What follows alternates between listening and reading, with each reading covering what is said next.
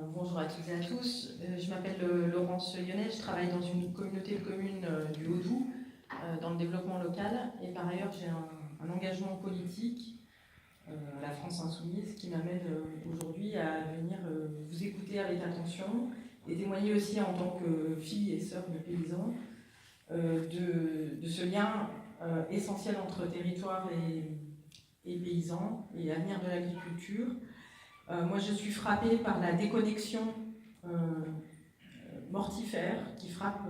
nos territoires entre les nouveaux habitants, ou même les habitants issus de la ruralité, mais qui n'ont plus aucune notion aujourd'hui de ce que c'est que le travail paysan. Il y a quelques semaines, mes parents, qui sont en circuit court, qui vendent de la viande, ont fait le tour des portes du village pour dire qu'ils allaient être obligés de vendre davantage d'animaux, d'abattre davantage d'animaux du fait de la sécheresse.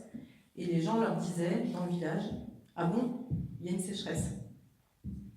Et ça, moi, je trouve ça absolument dramatique et illustratif du fait qu'on est dans des sociétés où tout est segmenté et nous sommes coupés les uns des autres et coupés aussi à l'intérieur de nous-mêmes du lien avec les éléments naturels, avec les paysages, avec les éléments du climat. Et quand tout à l'heure Pierre-François évoquait le bien-être et la culture du beau, oui, on sait aujourd'hui que le fait d'être coupé de la nature est une source de dépression, que le fait d'être dans des paysages qui ne répondent plus à certains critères esthétiques d'harmonie est une source de souffrance pour les populations. Et pourtant, on n'arrive pas à restaurer cette notion de commun. Et je pense qu'il faut relier la notion de commun à celle de gratuité. Parce que fondamentalement, l'agriculture, le travail paysan rend des services gratuits dans l'entretien des paysages, dans la préservation de la ressource en eau et des sols, quand c'est une agriculture qui est conduite en adéquation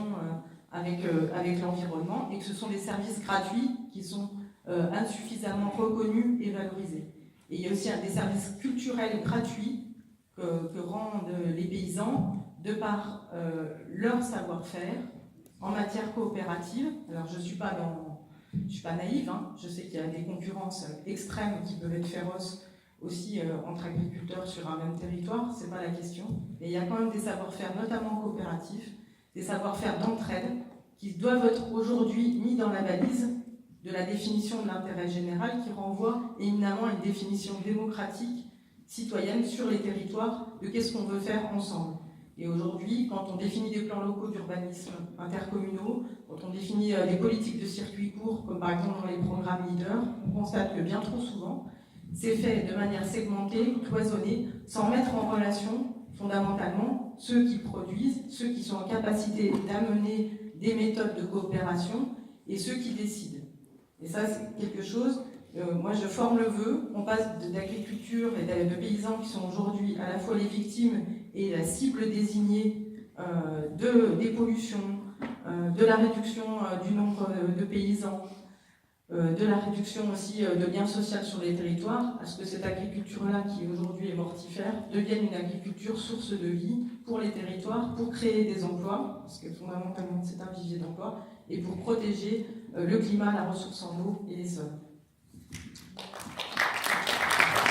Merci.